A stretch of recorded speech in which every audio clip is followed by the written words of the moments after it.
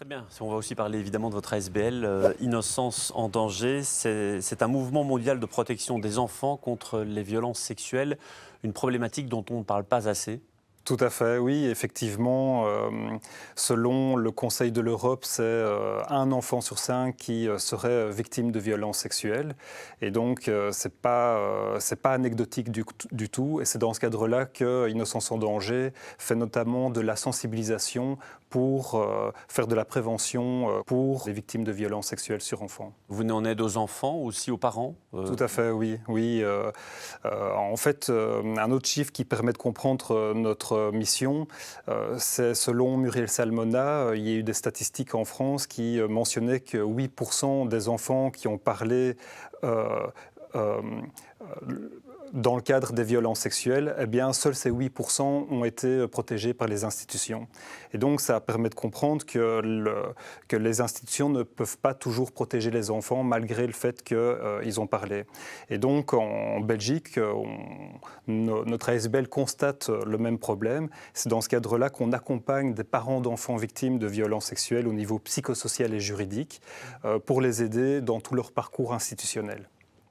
Le cercle familial, ça reste le lieu généralement où se produisent ces violences sexuelles, en grande majorité. Oui, tout à fait. Statistiquement, effectivement, la majorité des cas se passent de manière intrafamiliale.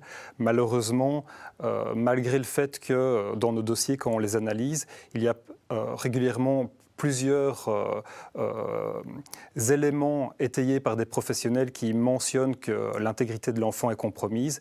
Et malgré ça, la mère se voit, dans nos dossiers, je précise bien, perdre la garde de l'enfant au profit du père. Et donc c'est dans ce cadre-là qu'on agit. C'est souvent la parole des parents les uns contre l'autre, et puis la parole de l'enfant aussi.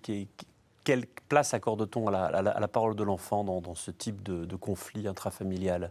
Alors, j'ose espérer que de manière générale, elle est prise en compte de manière sérieuse.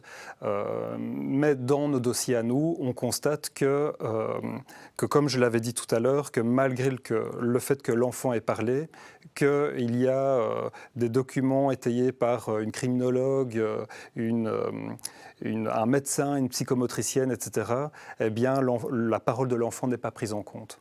Et c'est pour des raisons pour cela que votre ASBL existe. Il y a ce chiffre terrible, 9 viols sur enfants commis chaque jour en Wallonie. Ce sont les statistiques officielles.